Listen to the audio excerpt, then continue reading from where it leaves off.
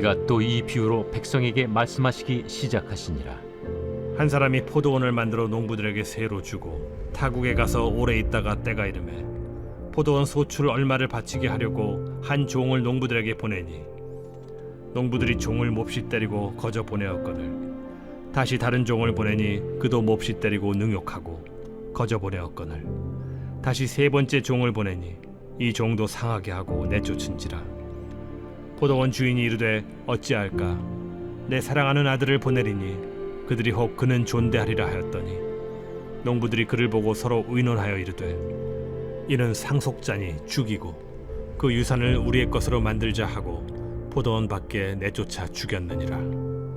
그런즉 포도원 주인이 이 사람들을 어떻게 하겠느냐? 와서 그 농부들을 진멸하고 포도원을 다른 사람들에게 주리라.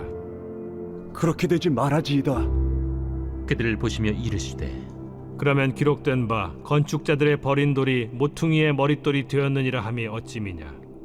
무릇 이 돌 위에 떨어지는 자는 깨어지겠고 이 돌이 사람 위에 떨어지면 그를 가루로 만들어 흩으리라. 서기관들과 대제사장들이 예수의 이 비유는 자기들을 가리켜 말씀하심인 줄 알고 즉시 잡고자 하되 백성을 두려워하더라. 오늘 이 새벽은 이 누가복음 20장의 말씀을 가지고 하나님께서 주시는 경고를 들어야 합니다 라는 제목으로 하나님의 말씀을 전하려고 합니다. 하나님은 우리에게 말씀하시는 분이십니다. 성경을 보면은 하나님은 늘 우리 인간들에게 말씀을 하셨었습니다. 이렇게 해라 말씀하시고 또 저런 것들은 하면 안 된다 말씀을 하시는 분이십니다. 아브라함과 같이 하나님께 직접 말씀을 들은 그런 사람들도 있었습니다. 아브라함은 하나님의 약속의 말씀을 몇 번이나 직접 들은 사람입니다. 내가 복의 근원이 될 것이다. 내 자녀들이 하늘의 별과 많아질 것이다. 또는 모세의 시대와 같이 대표자를 통해서 말씀하시는 경우도 있었습니다. 모세의 시대에는 모세를 통해서 백성들에게 말씀을 하셨죠. 율법을 주시기도 하시고 광야의 길을 모세를 통해서 인도해 내셨습니다. 또 세월이 흘러 왕들의 시대에는 선지자들을 통해 하나님께서는 말씀하셨습니다. 선지자들을 보내셔서 백성들을 경고하시기도 하시고 또 회복을 약속해 주시기도 하셨었습니다. 구약의 시대를 지나서 신약의 시대에 와서도 하나님은 인간들에게 말씀을 하셨습니다. 예수님을 통해서 직접 인간들에게 말씀을 하셨죠. 신약 성경을 보면 예수님은 언제나 말씀하시는 것들을 볼 수 있습니다. 가르침을 주셨죠. 하나님에 대해서 또 하나님 나라에 대해서 구원에 대해서 예수님께서는 우리에게 설명을 해주셨습니다. 예수님이야말로 말씀하시는 하나님이었던 것이죠. 예수님께서 승천하시고 난 이후에 초대교회 시절에도 하나님은 말씀하셨습니다.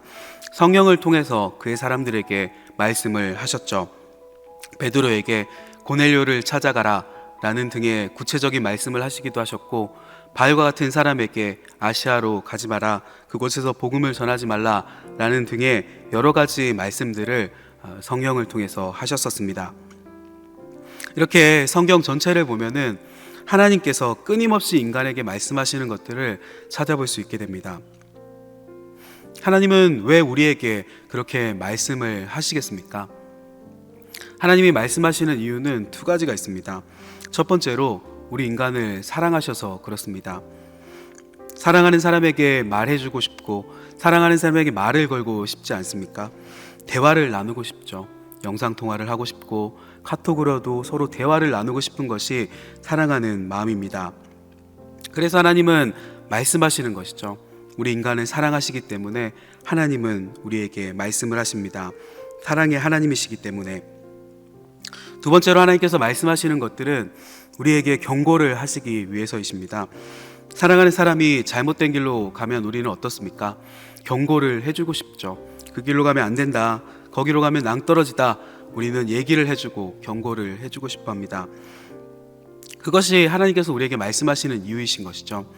사랑하니까 자꾸 말을 걸고 싶고, 또 사랑하니까 경고를 하시고, 또 사랑하니까 우리를 혼내시기도 하시는 것입니다. 오늘 본문은 그런 하나님의 경고를 이야기하는 본문입니다. 구약 시대를 거치며 하나님은 이스라엘 백성들에게 끊임없이 경고를 하셨습니다. 선지자들을 보내어 말씀을 하셨죠. 이스라엘 백성들아, 너희가 그렇게 살면 안 된다. 내 뜻을 저버리고 우상을 섬기지 말아라. 왕들아, 너희가 하나님 앞에 그렇게 살면 안 된다. 그렇게 너희가 계속 행한다면 내가 너희를 혼내줄 것이다. 나라를 망하게 할 것이다. 내게로 돌아와라. 마음을 돌이켜라. 왕들의 시대 내내 하나님은 선지자들을 통해서 끊임없이 경고를 하셨습니다. 구약에 보면은 선지자들이 많지 않습니까? 하나님은 엇나가는 이스라엘을 그냥 내버려 두시지 못하셨던 것이죠. 선지자들을 그렇게나 많이 보내셔 끊임없이 경고의 말씀을 전하신 것입니다. 그런데 이스라엘이 하나님의 말씀을 잘 들었는가? 이스라엘은 귀를 막고 하나님의 말씀을 듣지 않았죠. 하나님께서 보내신 선지자들을 그들은 핍박했습니다. 하나님의 말씀을 허투루 들었죠. 그래서 결국 이스라엘과 유다는 경고하신 대로 멸망의 길을 걷게 됩니다. 마침내 하나님의 이 징계가 임하여서 나라가 망해버리는 그런 일들도 일어나게 되었죠. 그러나 그럼에도 불구하고 하나님은 포기하지 않으셨습니다. 나라가 망하고 백성들이 노예가 되고 세월이 흐르고 나서도 하나님은 다시 이스라엘에게 말을 걸어 오셨습니다. 그래, 내가 보낸 선지자들의 말은 저들이 듣지 않았다. 그렇다면 내 아들을 보낸다면 저들이 내 말을 듣지 않겠는가? 하나님은 자신의 독생자를 그들에게 보내시기로 결심하셨습니다. 내 자식을 보내어 말한다면 저들이 내 말을 들을 것이다. 하나님은 즉 예수님을 통해서 말씀하시기로 결심하신 것입니다. 그리고 예수님께서 이 땅에 태어나셨죠. 가장 낮은 자의 모습으로, 천한 자의 모습으로 우리의 죄를 대신할 제물로서 예수님께서 이 땅에 태어나시게 됩니다. 바로 이 내용들이 오늘 본문의 내용이죠. 포도원 주인 그리고 그의 소작농들에 대한 이야기입니다. 그런 비유로 예수님께서 이스라엘의 역사를 비유로서 설명을 해준 것이죠. 주인이 멀리 떠나며 농부들에게 밭을 맡깁니다. 그리고 어느 날, 시간이 흘러 어느 날 그들의 소출을 거두고자 주인이 대리인을 농부들에게 보냅니다. 그런데 농부들은 당장의 주인이 눈앞에 없다고 대리인을 때리고 괴롭히고 돌려보냅니다.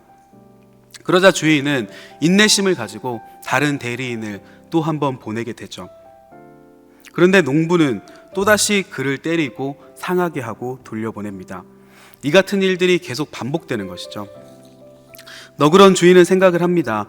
이렇게도 내 말을 듣지 않는구나. 그렇다면 내 자식을 보내야겠다. 내 사랑하는 아들은 저들이 귀히 여기지 않겠는가? 그러나 이 악독한 농부들은 더 심한 짓을 해버립니다. 그 주인의 자식을 죽여버린 것이죠. 이 아들이 왔구나. 이 아들은 상속자이니 이 아들을 죽이고 그 유산은 우리가 차지하자. 말도 안 되는 악독한 이야기지 않습니까? 그런데 이것이 바로 방금 말씀드린 이스라엘 역사에 대한 비유입니다. 악한 농부들이 바로 이스라엘이고 주인이신 하나님께서 대리자인 선지자들을 보내어 경고하고 결국 독생자 예수님까지 보내었으나 그 말을 듣지 않은 그 모든 과정들을 비유로서 얘기를 하신 것이죠. 도리어 박해하고 멀리했던 그들을 나무라시는 것입니다. 결국 이 비유 속의 주인은 경노하게 됩니다. 진노로 일어서게 되죠. 이 악독한 농부들을 이제는 내가 찾아가서 나의 자식을 죽인 그들을 진멸해 버려야 되겠다. 이것이 바로 이 비유의 결말입니다. 당시 비유를 듣는 서기관들과 대제사장들을 예수님께서 나무라시는 것이죠. 선지자들을 핍박했던 역사들, 또 하나님의 아들인 예수님이 찾아왔는데도 그 아들을 몰라보고 핍박하기를 멈추지 않는 당시의 타락한 지도자들, 그들을 향해서 경고를 하시는 것이 바로 오늘 본문의 비유입니다. 이 말씀이 어떻습니까? 이 말씀의 비유들이 바로 이들에게만 적용되는 이야기겠습니까? 이 이야기는 바로 오늘 우리에게도 적용되는 말씀입니다. 하나님은 21세기를 살아가는 우리들에게도 동일하게 말씀을 하십니다. 하나님은 어떻게 우리에게 말씀을 하십니까? 하나님은 때로는 목회자의 설교를 통해서 우리에게 말씀을 하십니다. 그렇게 살면 안 된다. 돌이켜라. 회복해야 된다. 우리에게 목회자의 말씀을 통해서 찔림을 주시기도 하시죠. 때로는 성경 말씀을 통해서 말씀하시기도 합니다. 너는 지금 성경의 기준대로 살고 있느냐? 너 지금처럼 살면 안 된다.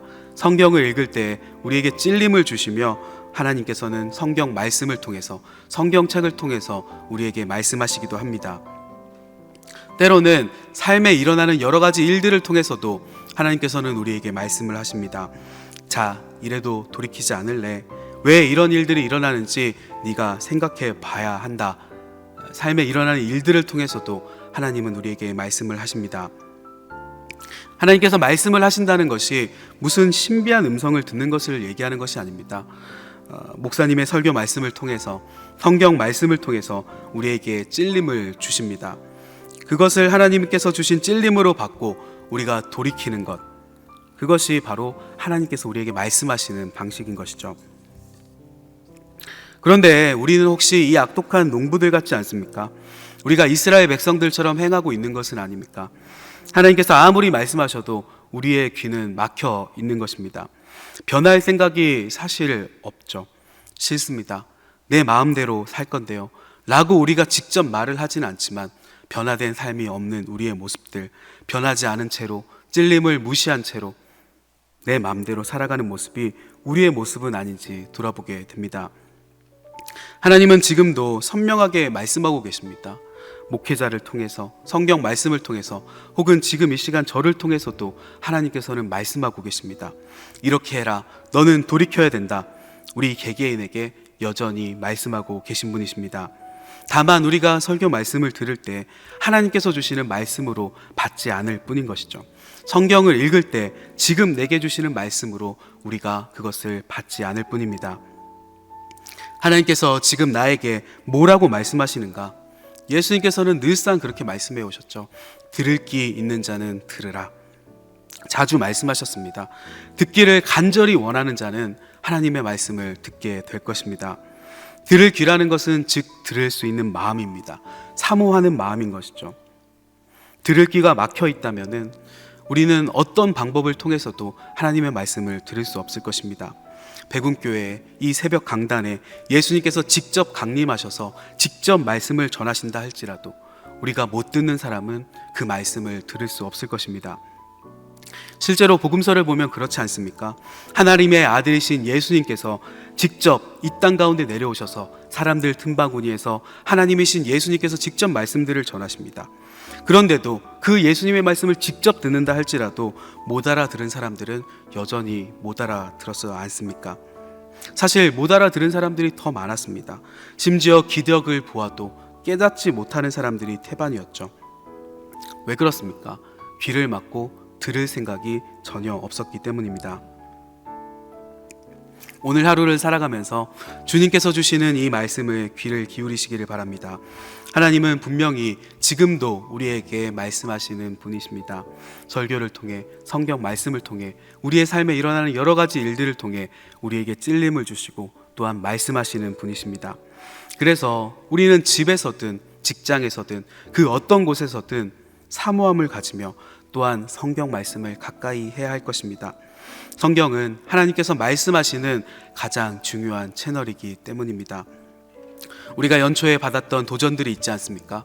로고스 앤 라이프 그 수첩을 받으면서 한 해 동안 우리가 말씀을 기록하며 감사한 것들을 기록하고 기도의 제목들을 기록하자.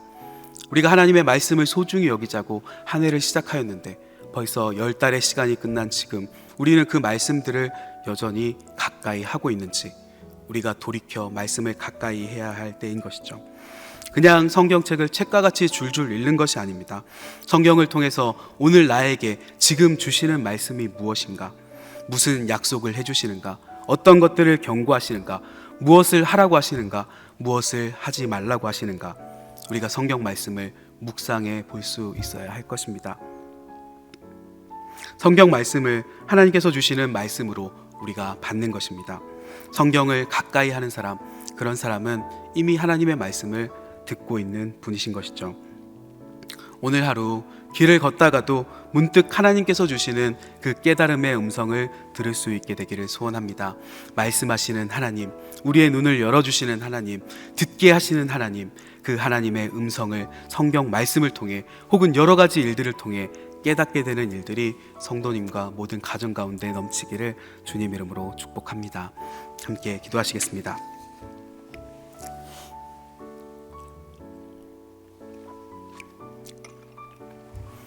할렐루야. 살아계신 아버지 하나님, 주님 이름을 높여드립니다. 우리가 하나님 앞에 나와서 이렇게 말씀 듣는 시간을 가지게 하심을 감사드립니다. 하나님, 우리의 눈을 열어주셔서 하나님을 볼 수 있게 하여 주시고, 우리의 귀를 열어주셔서 하나님의 음성을 듣게 하여 주시옵소서.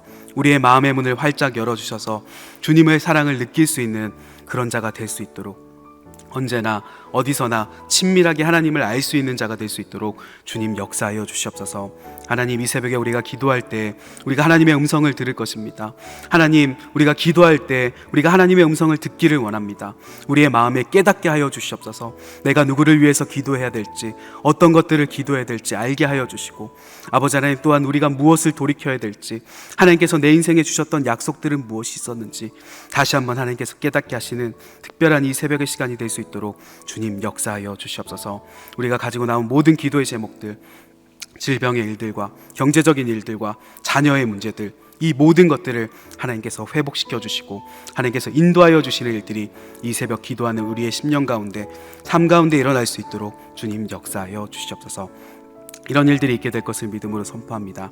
감사드리며 예수님 이름으로 기도드렸습니다. 아멘.